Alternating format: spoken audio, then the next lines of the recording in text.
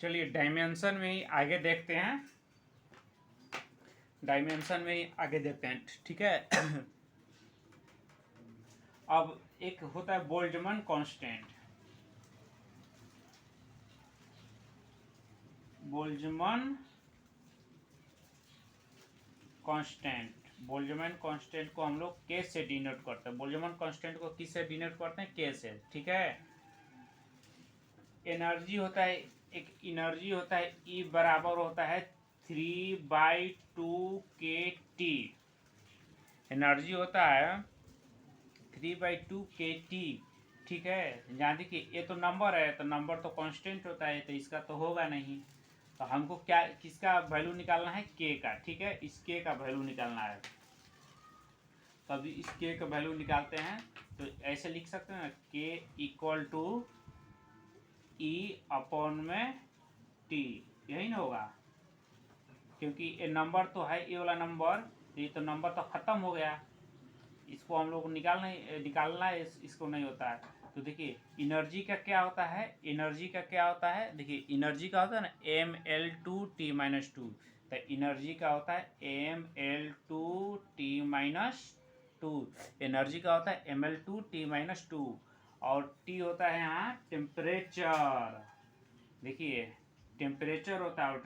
एक चीज़ यहाँ पर देख लीजिए, टेम्परेचर को जो होता है ना, टेम्परेचर को, तो टेम्परेचर को हम लोग केल्विन में लिखते हैं, ठीक है। टेम्परेचर को हम लोग केल्विन में लिखते हैं, टेम्परेचर को केल्विन में लिखते हैं, मतलब के में लिखते हैं, ठीक है। या इसको थीटा में भी लिख सकते हैं, ठीक है। उसी तरह इलेक्ट्रिक करंट एक होता है, electric electric current, electric current को आई से लिखते हैं या ए से लिखते हैं, ठीक है। इलेक्ट्रिक करंट को एम्पियर ए से लिख सकते हैं या आई से, और टेम्परेचर केल्विन को के से लिखते हैं या थीटा से, ठीक है। तो हम लोग को यहाँ टी, यहाँ क्या है, टी यहाँ पर टेम्परेचर है, तो टेम्परेचर को हम लोग किस में लिखेंगे, टेम्परेचर को केल्विन में लिखेंगे, ठीक है। टेम्परेचर को किस में लिखेंगे, केल्विन में, तो के हो गया। तो बोल्ट्जमैन कांस्टेंट क्या हुआ, mL2T-2 K-1, ठीक है। ये आपका बोल्ट्जमैन कांस्टेंट का मैग्नी डायमेंशन हो गया, ठीक है। वैसे बोल्ट्जमैन कांस्टेंट का वैल्यू, के का वैल्यू होता है 1.38 इंटू 10⁻⁻23, 1.38 इंटू 1.38 इंटू 10⁻⁻23 होता है। इसके बाद अब अगला निकालते हैं थर्मल कंडक्टिविटी का, ठीक है। थर्मल कंडक्टिविटी का,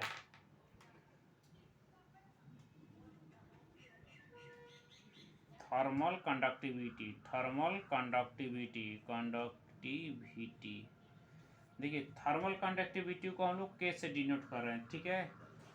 और एक जगह होता है, इसको निकालने के लिए पहले देखिए Q upon T equal to होता है के ए T2 - T1 अपॉन में एल। देखिए इस क्वांटिटी में इसमें कौन क्या क्या है, Q जो होता है ना, Q ए हीट एनर्जी होता है, क्या होता है, ए हीट एनर्जी होता है, Q हीट एनर्जी होता है। हाँ, जो एल होता है, एल होता है, एल लेंथ होता है, एल क्या होता है, लेंथ होता है। और जो टाइम टी होता है ना, टाइम होता है, ठीक है। जो बड़का टी होता है, जो बड़का टी, यहाँ देखिए, यहाँ छोटा टी लिखे हैं, यहाँ बड़ा टी लिखे हैं, जो बड़ा वाला टी लिखे हैं ना, ये टेम्परेचर होता है, टेम्परेचर होता है, क्या होता है, टेम्परेचर होता है। और देखिए यहाँ पर ए लिखा गया है, तो ए क्या है यहाँ पर, ए यहाँ पर एरिया है, ठीक है, ए यहाँ पर एरिया है। सब तो हो ही गया, क्यू हीट एनर्जी हो गया, टी टाइम हो गया, के हम लोग को निकालना है, हीट कंडक्टिविटी के जो होता है यही हम लोग को निकालना है। ए से एरिया हुआ, टी से टेम्परेचर हुआ, एल से लेंथ हुआ, सब तो दे दिया गया, बस हम लोग को निकालना है। तो हम लोग को के निकालना है ना, तो पहले के को हम लोग अलग कर लेते हैं। देखिए के इक्वल टू हो जाएगा, के इक्वल टू हो जाएगा QL अपॉन में area A T2 - T1 into time, ठीक है, ये हो जाएगा ना। अब के देखिए क्या, देखिए के को, देखिए क्यू जो हीट एनर्जी होता है, ठीक है। एनर्जी का फॉर्मूला क्या होता है, एनर्जी का डायमेंशन क्या होता है, एनर्जी का डायमेंशन होता है ml/t-2। तो यहाँ लिख देंगे ml/t-2, ml/t-2 एनर्जी हो गया, ठीक है। एनर्जी का क्या हुआ ml/t-2। लेंथ है, लेंथ का क्या होता है एल, ठीक है। लेंथ का एल हो जाता है, लेंथ का एल हो जाता है। एरिया, एरिया क्या होता है, देखिए एरिया का जब भी वो होता है ना, एरिया किसी चीज़ का हम लोग निकालते हैं एरिया, तो मीटर स्क्वायर में होता है, मतलब एल स्क्वायर हुआ, ठीक है। मीटर स्क्वायर मतलब लेंथ का स्क्वायर हुआ, ठीक है। तो स्क्वायर मतलब एल की एल स्क्वायर, ठीक है। तो अगर एरिया आएगा तो L2 लिखेंगे, L2। T2 - T1 ये तक क्या हुआ, टेम्परेचर हुआ। टेम्परेचर को किस में लिखते हैं, केल्विन में, ठीक है। ये जो छोटा वाला टी है ये टाइम हुआ, तो इसको टी लिखेंगे। अब देखिए काटम कुटम करते हैं, ठीक है। काटम कुटम करके क्या क्या बचता है वो देखते हैं।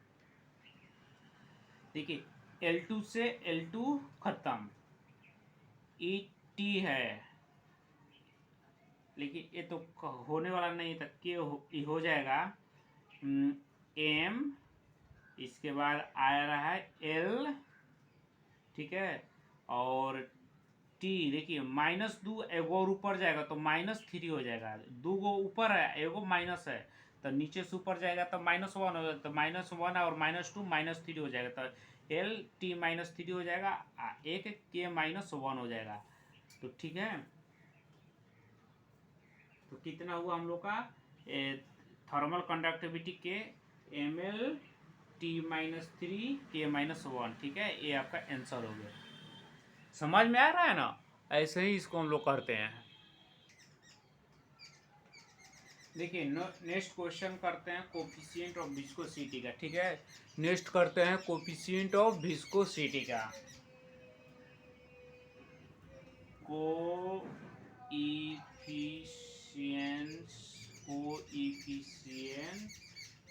ऑफ विस्कोसिटी, जिसको नीटा से डिनोट करते हैं, किससे डिनोट करते हैं, नीटा से। देखिए फोर्स बराबर होता है नीटा ए डेल वी अपॉन में डेल एक्स। देखिए इसमें कौन क्या क्या है, जो एफ होता है ना, एफ फोर्स है, ठीक है।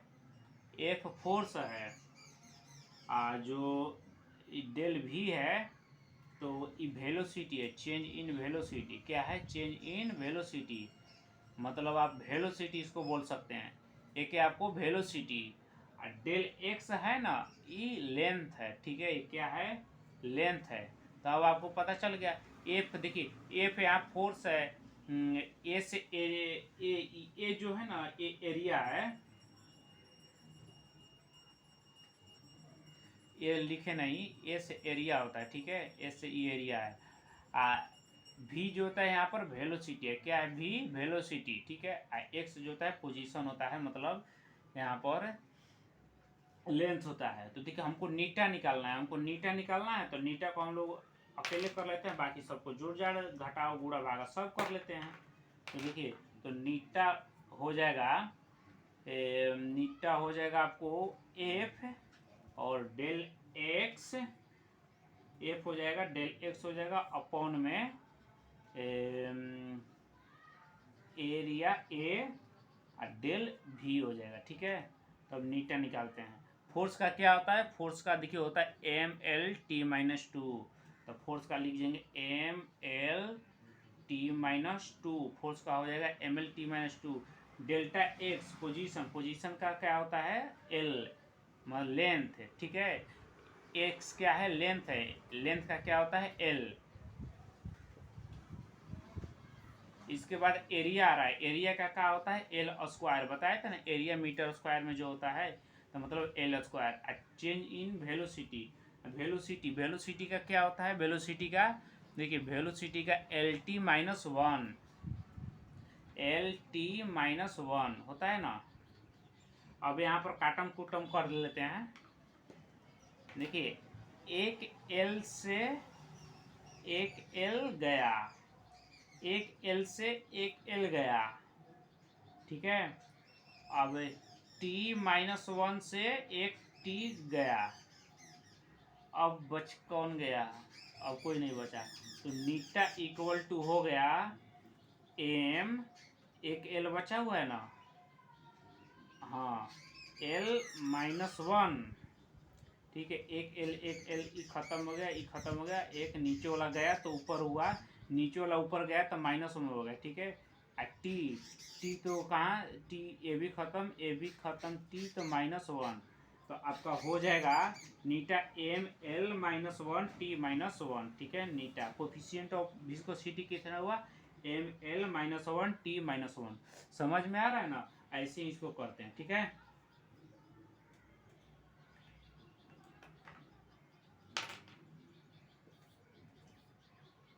देखिए, जितने भी ट्रिगोनोमेट्रिक फंक्शन होते हैं ना, डायमेंशनलेस होते हैं, ठीक है। तो लिख लीजिए, angle and trigonometry function, angle and trigonometry function, angle and trigonometry function, angle and trigonometry function are dimensionless, ठीक है। एंगल और ट्रिग्नोमेट्री फंक्शन क्या होते हैं? डायमेंशनलेस होते हैं।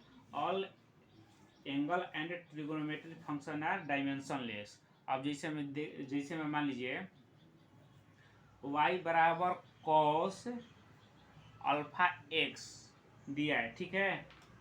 पूछ रहा है कि, बोल रहा है कि x जो है ना, ये डिस्टेंस है, x क्या है? डिस्टेंस है। तो अल्फा बताइए क्या होगा? x डिस्टेंस है तो अल्फा बताइए क्या होगा? कि x डिस्टेंस है तो अल्फा क्या होगा? अभी तो आपको बताया कि ट्रिगोनोमेट्री फंक्शन जो होते हैं डायमेंशनलेस होते हैं, ठीक है। तो साइन कोस वाले के साथ वाले को डायमेंशन नहीं होता। अगर साइन कोस वाले के साथ में जो आ जाएगा ना, उसका डायमेंशन नहीं होगा। तो साइन कोस वाले के साथ वाले का डायमेंशन नहीं होता है, ठीक है। तो साइन कोस वाले के साथ में जो आएगा उसका डायमेंशन नहीं होता है। देखिए, angle and trigonometry function are dimensionless. तो अब इसको देखिए, ये तो कॉस और साइन, मतलब ये तो ट्रिग्नोमेट्री फंक्शन है। ट्रिग्नोमेट्री फंक्शन के साथ में आया तो इसका भी डायमेंशन नहीं होगा। तो मतलब अल्फा एक्स इसका कोई डायमेंशन नहीं होगा, मतलब m0 l0 t0 होगा ना। देखिए, डायमेंशन लेस मतलब होता है कोई डायमेंशन नहीं होता है, मतलब m भी 0 होगा, l भी 0 होगा, t भी 0 होगा, ठीक है।